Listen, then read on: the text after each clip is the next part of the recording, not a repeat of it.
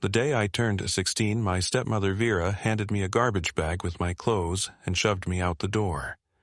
Not a suitcase, not a backpack, but a black plastic garbage bag, like I was trash being taken to the curb. Your dead father left us nothing but debt because of you, she spat in my face, her breath smelling like the menthol cigarettes she chain-smoked every morning. $500,000 in medical bills from trying to save you as a baby. You bankrupted this family before you could even walk. I stood on that porch in Clearwater, Kansas, holding that garbage bag while my stepbrother Damon watched from the window, smirking. My stepsister Bridget wouldn't even look at me. The woman who'd raised me since I was 3 years old looked at me with such disgust, you'd think I'd committed murder instead of just existing. 20 years later, I was mopping floors at Second Chance's halfway house in Denver when Ruth, my supervisor, knocked on the supply closet door. Jonah, there's some lawyer from New York on line 2, says he's been looking for you for 3 years, something about an inheritance. I almost laughed. Inheritance? From who? With what money? My family had made it crystal clear that I was worth less than nothing. But I took the call anyway, expecting some scam about a Nigerian prince or a long-lost relative who needed my bank account information. Mr. Jonah Reeves? The voice was professional, older, with that particular Manhattan accent that makes every sentence sound expensive. My name is Harrison Caldwell from Caldwell Associates. I represent the estate of Constance Atticus Reeves. Never heard of her. Wrong person. Please don't hang up. You are the son of William Atticus Reeves, correct? My hand froze on the receiver. Nobody knew my father's middle name. It wasn't on his death certificate, wasn't in his obituary, wasn't anywhere except my original birth certificate that I'd only seen once when replacing my ID at age 25. Atticus. Such a strange, distinctive name that I'd never forgotten it. How do you know that name? Because Constance Atticus Reeves was your grandmother, your father's mother, and she left you everything. My father was an orphan. He didn't have a mother. Your father ran away from home at 18 and never looked back. But Constance never stopped looking for him. When she found out what happened to you, what your stepmother did, she changed her entire will. Mr. Reeves, you've inherited approximately $89 million. The mop handle slipped from my hand and clattered on the floor. 89 million. The words didn't make sense. I'd spent 20 years sleeping under bridges, eating from dumpsters, believing I was so worthless that my own family couldn't afford to keep me. I'd believed my very existence was a debt that could never be repaid. But there's more, Caldwell continued, his voice gentle like he was trying not to spook a wild animal. Your stepmother lied to you. Your father didn't die in debt. He was actually quite wealthy when he died. He owned 3 hardware stores. He had life insurance, he had investments. Your medical bills were fully covered by insurance and a trust from your maternal grandparents. You never cost your family a single penny. The room started spinning. I grabbed the doorframe to stay upright. That's impossible. Vera said the bills were $500,000. She showed me the notices. She said collectors called every day. Mrs. Hutchins liquidated approximately $2 million in assets after your father's death. She told the probate court she was the sole beneficiary. Then she created an elaborate fiction about medical debt to justify what she'd done. Mr. Reeves, you were never a burden. You were a victim of theft and fraud. $2 million. The number echoed in my head. $2 million that should have been mine, that should have paid for college, for a home, for a life. Instead, I got a garbage bag and 20 years of believing I was worthless. We need to meet in person, Caldwell said. There are documents to sign, but more importantly, there's a letter from your grandmother. She wanted me to read it to you personally, to make sure you understood that you were loved, that you were always loved, even when it felt like the whole world had thrown you away. I thought about 16-year-old me, standing on that porch, convinced I'd destroyed my family just by being born. I thought about all the nights I'd stayed awake wondering what was so wrong with me that my own stepmother couldn't stand to look at me. I thought about every job I'd worked, every dollar I'd saved, trying to prove I wasn't expensive, wasn't a burden, wasn't too much. And now this lawyer was telling me it was all a lie, every single word of it. My name is Jonah Reeves. At 16, I was thrown away like garbage by a woman who stole my inheritance and then blamed me for the theft. At 36, I discovered that my worth was never measured in dollars and cents, but in the love of a father who died trying to protect me, and a grandmother who spent her final years trying to find me. This is the story of how I learned that sometimes the people who throw us away are actually setting us free to discover who we really are. And who I really am, it turns out, is nobody's garbage and everybody's proof that you can't put a price on a human soul. My name is Jonah Reeves, and until 3 months ago, I believed I was the reason my family lived in poverty. Every morning, I wake up in my studio apartment in Denver, a simple place with creaking floors and windows that don't quite shut all the way, but it's mine. After 20 years of sleeping wherever I could find shelter, having my own key still feels like a miracle. I work at Second Chance's halfway house, helping other people who've lived on the streets find their way back to something resembling normal life. Most days, I'm good at my job because I understand what it's like to believe you're beyond saving. Growing up in Clearwater, Kansas, our house was a constant reminder of everything we didn't have. The roof leaked every time it rained, and we'd scramble to put buckets under the drips. The furnace broke every winter, and we'd huddle around space heaters that Vera bought from yard sales. The kitchen table had one short leg that we propped up with a phone book from 1998. Everything in that house was broken, patched, or borrowed, and according to Vera, it was all my fault. "Your birth nearly killed you," Vera would tell me while serving dinner, always giving me the smallest portion. Complications during delivery, emergency surgery, 3 months in the NICU. Your father had to sell his business, mortgage the house, borrow from everyone we knew. $500,000, Jonah. That's what saving your life cost this family. She had a way of saying my name that made it sound like a curse. Even now, 36 years old, and 3 months into knowing the truth, I sometimes hear her voice when someone says my name. That sharp edge of resentment cutting through 2 syllables. My father, William Reeves, died in a car accident when I was 3 years old. The only memory I have of him isn't even real. It's just the photograph Vera kept on the mantel. In it, he's holding baby me in a hospital room, machines and wires visible in the background. He looks exhausted, his eyes red-rimmed and his clothes wrinkled, but he's smiling at me like I'm the most precious thing in the world. Vera would point to that picture whenever she wanted to hurt me. "Look how tired he was. Look what you put him through. He worked himself to death trying to pay those bills." Vera had married my father when I was 18 months old. She already had 2 children from her first marriage.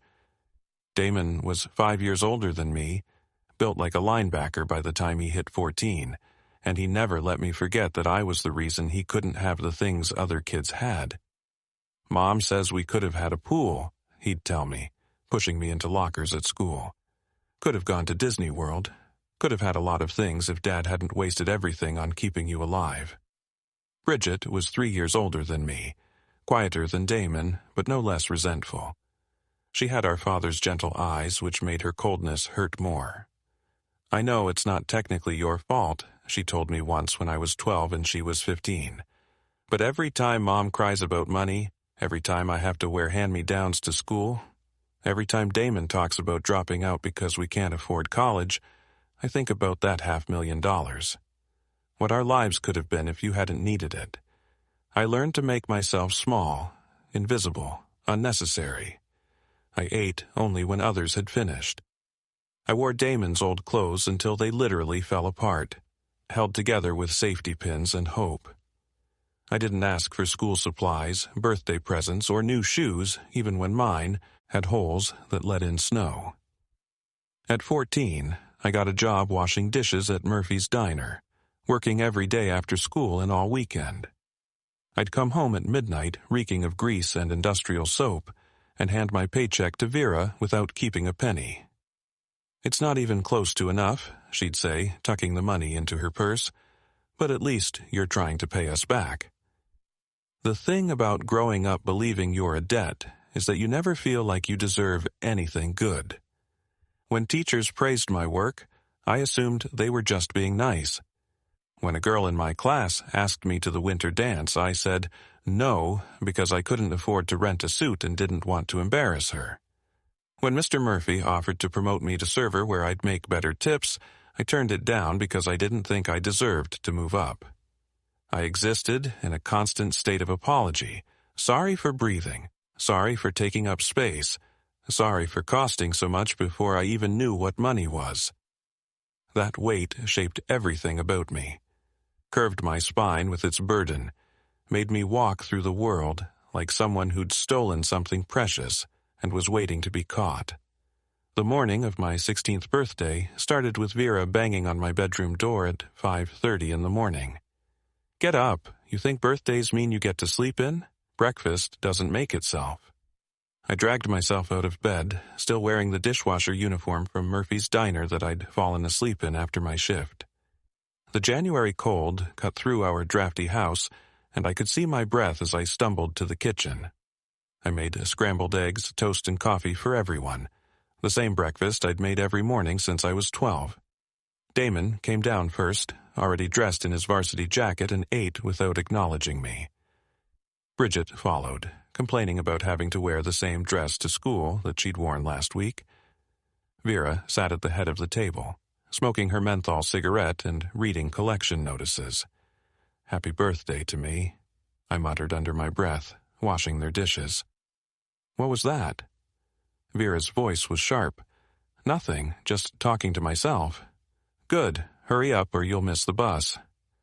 I grabbed my backpack, the one held together with duct tape because the zipper had broken 2 years ago, and headed for the door. That's when Vera stood up, holding something behind her back. "Actually, Jonah, wait a minute." For one stupid, hopeful second, I thought maybe she'd gotten me something for my birthday. Maybe just a card, or even just a kind word. Instead, she pulled out a black garbage bag already full.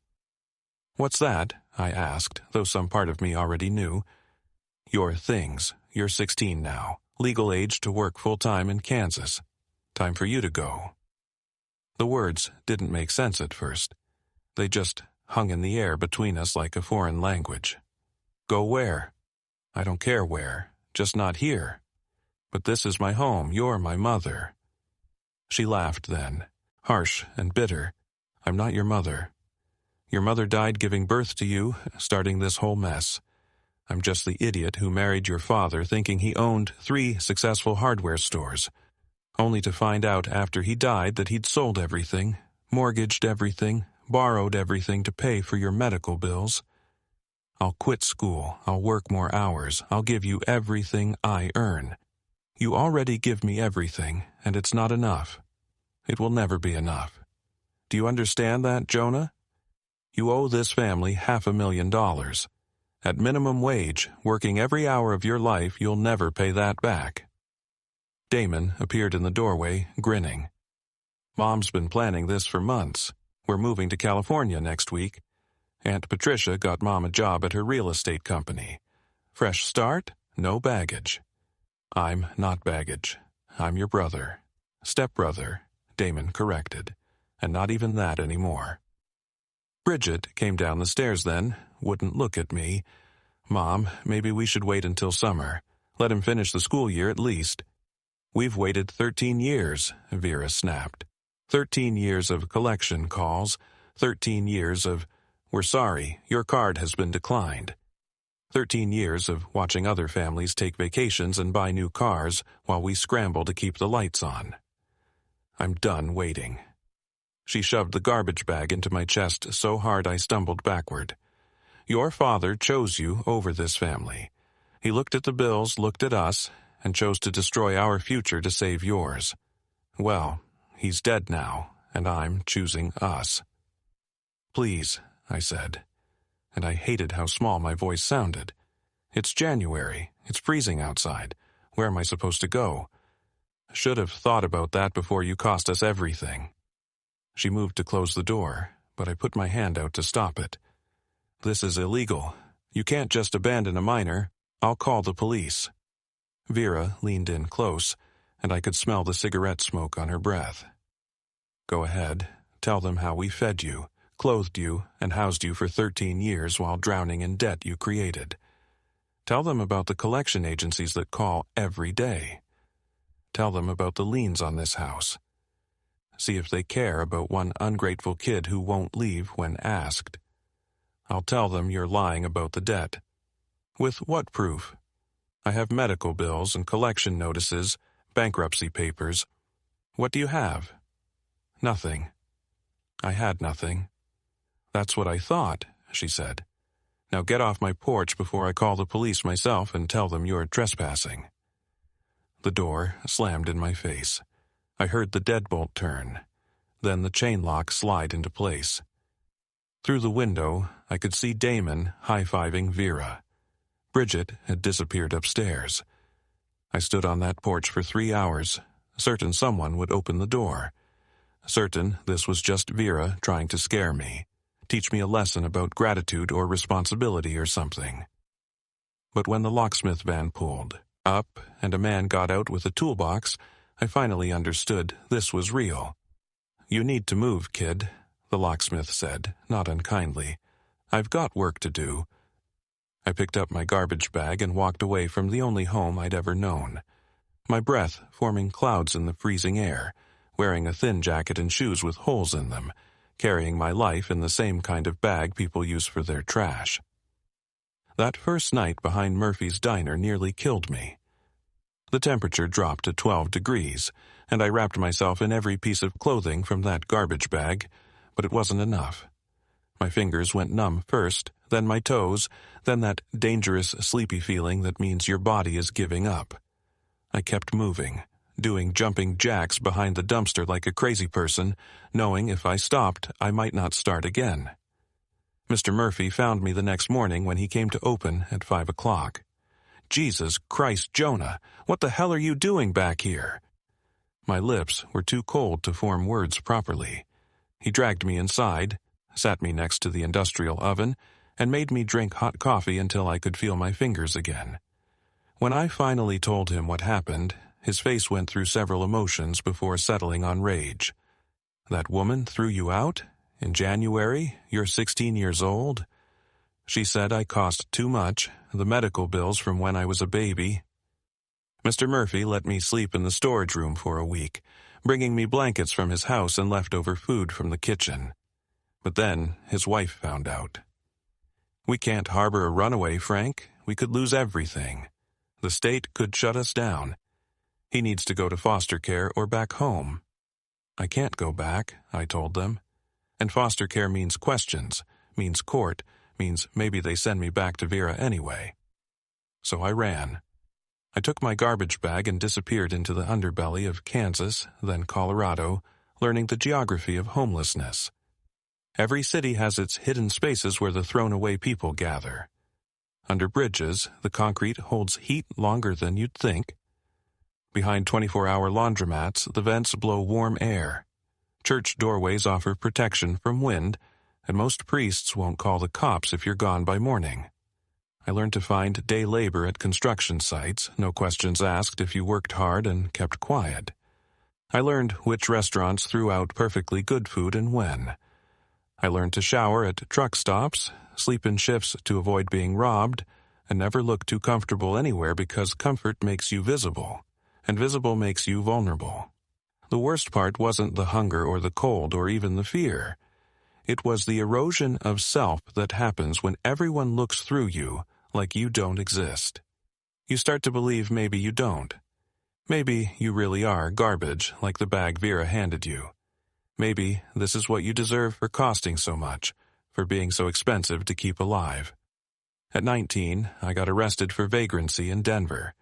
The judge gave me a choice, jail or a program at St. Benedict's Mission. I chose the mission, thinking it was just another shelter. But Father Timothy, who ran it, saw something in me that I'd forgotten existed. "You're smart," he said, after I helped him fix their ancient computer system. "Why aren't you in school?"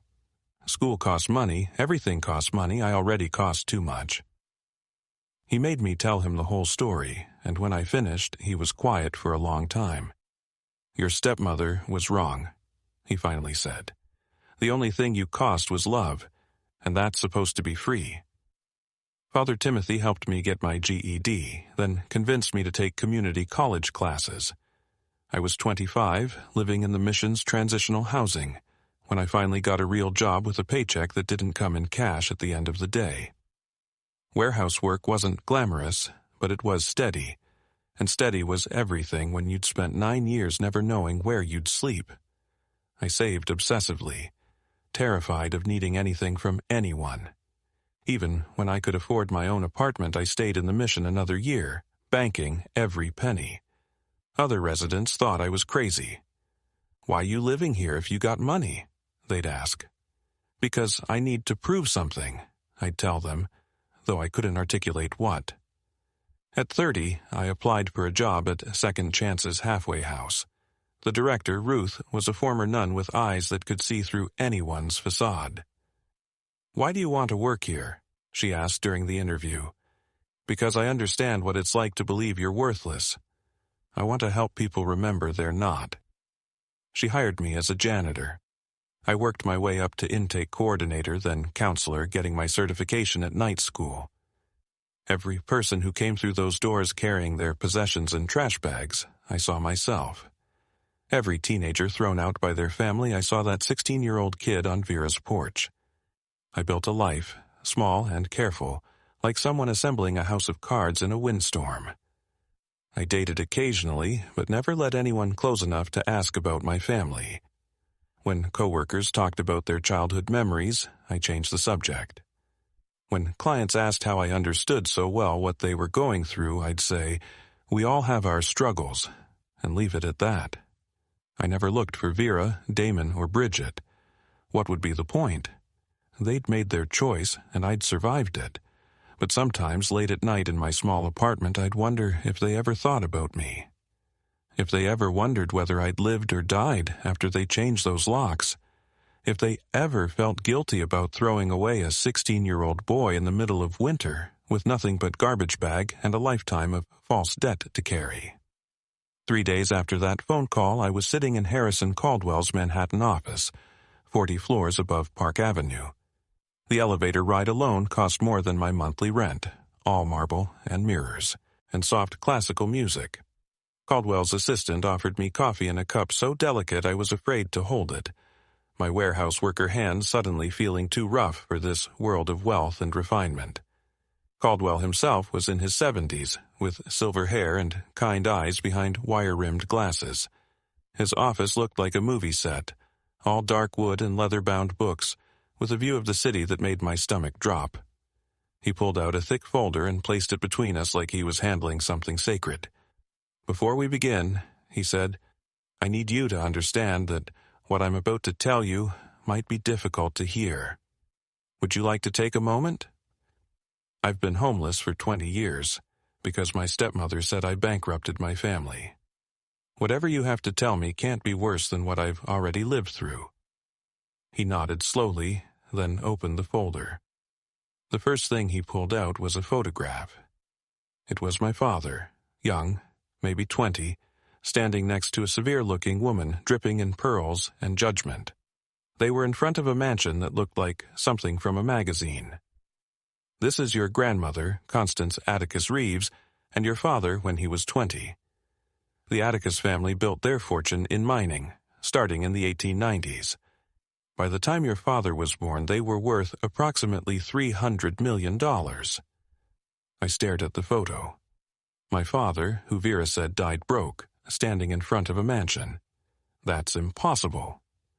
Your father was raised with everything money could buy. Private schools, yacht clubs, a trust fund that would have made him wealthy for life. But Constance was controlling, demanding. She had his entire life planned out, including who he would marry. When he was 18, he met your mother, Emma, at a charity event. She was working as a server. Caldwell pulled out another photo. A young woman with bright eyes and a genuine smile, wearing a catering uniform. Constance forbade the relationship. So your father made a choice. He walked away from everything.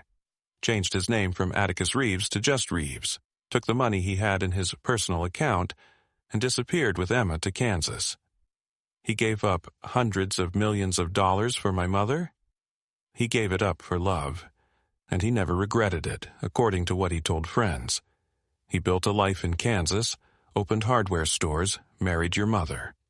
When she died in childbirth and you needed extensive medical care, yes, it was expensive, but not the way Vera told you. Caldwell pulled out bank statements, insurance documents, medical records. Your maternal grandparents had set up a trust for your medical care. They were comfortable people, not wealthy like the Atticus family, but they had saved. Insurance covered most of your NICU stay. The total out-of-pocket expense for your father was approximately $30,000, which he paid off within a year. $30,000. Vera said $500,000. She showed me bills, collection notices. Fabricated. After your father died, Vera had access to all his papers.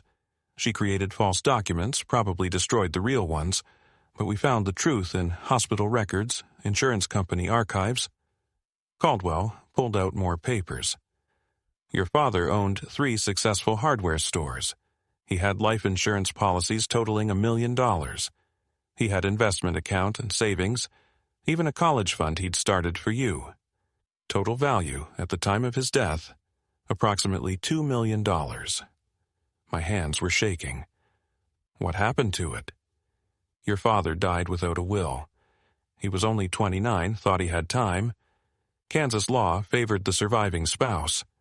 Vera liquidated everything within 6 months. Sold the stores, cashed the policies, emptied the accounts. She told the probate court she needed it for your medical debts and family expenses. No one questioned a widow with 3 young children. She stole $2 million and then threw me out for being expensive. She did more than that, Caldwell said gently. We traced the money.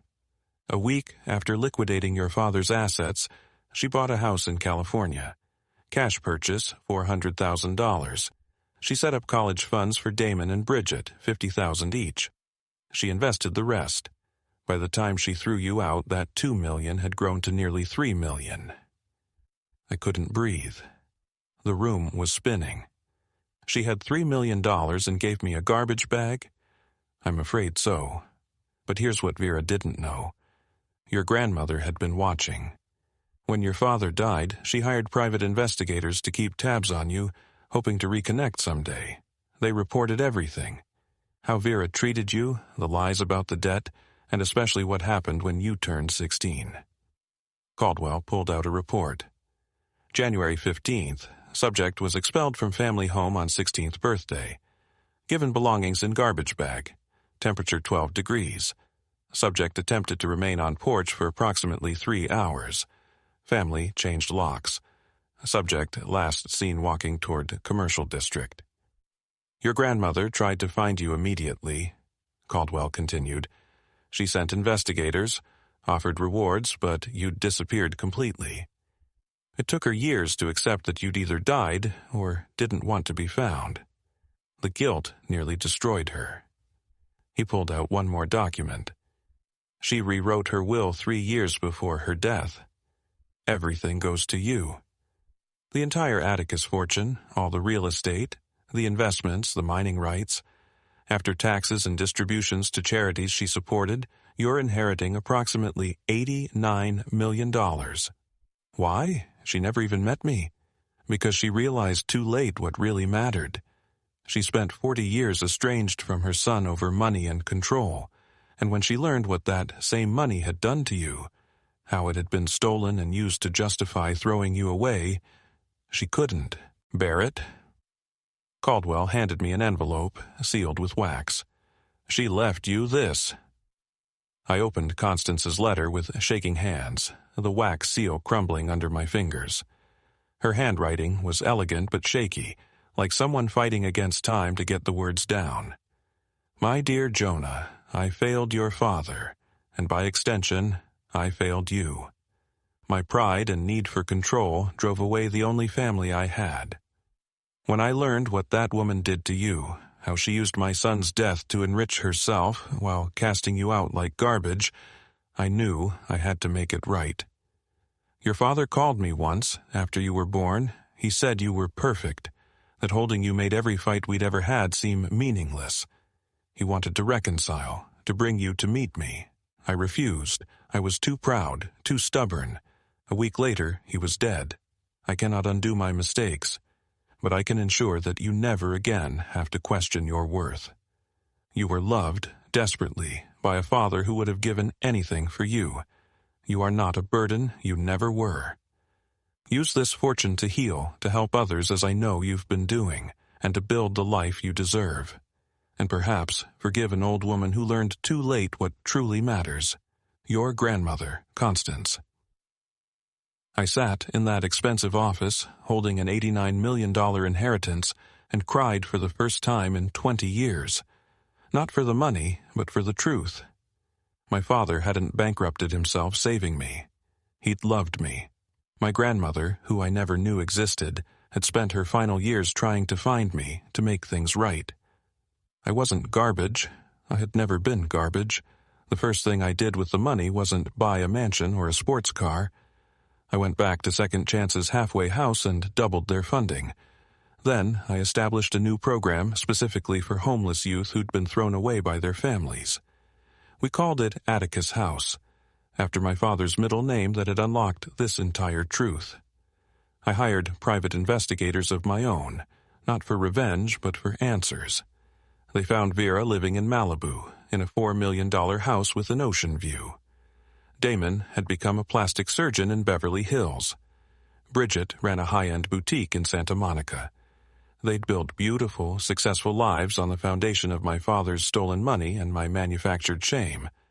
My lawyer said we could sue them. Fraud, theft, emotional distress, child abandonment. The list was long, and the evidence was overwhelming. But Ruth at the halfway house said something that stopped me. Jonah, they have to wake up every morning knowing what they did. They threw away a child for money they already had. That's a prison no court can impose. Instead of suing, I sent them each a letter with a single photo. Me at the grand opening of Atticus House, surrounded by young people who'd been thrown away just like me. Kids whose parents said they were too expensive, too difficult, too different. I wrote only one line. I know the truth now, and I forgive you. Bridget called me within an hour of receiving the letter, sobbing so hard she could barely speak. Jonah, I swear I didn't know. Mom told us the same story about the debts. She showed us the bills. I thought we were poor because of the medical costs. I'm so sorry. I'm so sorry. I believed her. We talk now, carefully rebuilding something that was stolen from us. She told me that after high school, she'd wondered why they suddenly had money for her college, why her mother could afford a house in California. Mom said she'd been saving secretly, that she'd inherited something from a distant relative. I never questioned it. Damon never reached out, but Bridget told me he'd gone into therapy after receiving my letter. He can't handle what he did to you, she said. He remembers every cruel thing he said, every time he hurt you. He says he became a plastic surgeon to fix people's outsides because he can't fix his own insides. Vera never responded directly, but I heard from Bridget that she'd been having panic attacks, convinced I was going to expose her, ruin her reputation in her wealthy Malibu circles. She'd told everyone there that she was a widow who'd struggled to raise 3 children alone after her husband's tragic death. The truth would destroy the fiction she'd built her entire life on. I won't expose her. Living with the truth is punishment enough. Every luxury she enjoys, every dollar she spends, is marked with the memory of a 16-year-old boy standing on her porch in the freezing cold, begging not to be thrown away. The real inheritance wasn't the money, though it has allowed me to help hundreds of young people find homes, jobs, and hope. The real inheritance was learning that I was loved. My father didn't choose saving me over his family's future. He simply loved me, the way parents are supposed to love their children, without conditions or cost calculations. Last week, a 16-year-old girl arrived at Atticus' house carrying her belongings in a trash bag. Her parents had thrown her out for getting pregnant. As I helped her settle into her room, a real room with dignity and safety, she asked me, "Why do you care what happens to me? You don't even know me." I thought about my father, who gave up a fortune for love. I thought about my grandmother, who spent her last years trying to undo the damage money had caused. I thought about 20 years of believing I was worthless, and 3 months of knowing I never was. Because, I told her, someone once convinced me I was too expensive to love. It took me 20 years to learn they were wrong. You're not too expensive, too difficult, or too much of anything. You're exactly enough, exactly as you are. And that room you're standing in, that's not charity. That's justice. It's what you deserve simply for being human. She started crying then, and I remembered what it felt like to be 16 and thrown away, to believe you're garbage. But I also remembered what it feels like to learn the truth. That love doesn't keep receipts. That worth isn't measured in dollars. That sometimes the people who throw us away are actually setting us free to find families who choose us. My name is Jonah Reeves. I am my father's son, my grandmother's legacy, and nobody's burden. At 16, I was handed a garbage bag and told I was worthless. At 36, I learned I was worth more than money could ever measure. Not because of the inheritance, but because I survived long enough to learn the truth. Every thrown-away person is priceless. The $89 million is nice. It builds buildings, funds programs, changes lives. But the truth that I was desperately loved by a father who died too young and a grandmother who learned too late. That rebuilt my soul. And now I make sure every kid who walks through the doors of Atticus' house learns that same truth without having to wait 20 years for it. Vera stole my inheritance, but she couldn't steal what really mattered. My father's love, my grandmother's redemption, and my ability to turn 20 years of pain into purpose. Every young person living at Atticus' house is proof that being thrown away doesn't mean you're garbage. Sometimes it just means you are too valuable for small people to recognize your worth. That's the real inheritance. Not money, but truth. And truth, it turns out, can rebuild a life that lies destroyed. It can transform a garbage bag into a symbol not of worthlessness, but of survival. It can turn 20 years of homelessness into a lifetime of giving others homes, and it can teach a boy who was told he cost too much that the only thing worth spending is love, and love, real love, never sends a bill. If this story touched you, if you've ever felt worthless or thrown away, please share this video with someone who needs to hear that they matter. Leave a comment below about a time when you discovered your own worth despite what others said. And subscribe to this channel for more stories about people who turned their deepest pain into their greatest purpose. Remember, you're not too expensive to love. You're priceless, and don't let anyone convince you otherwise.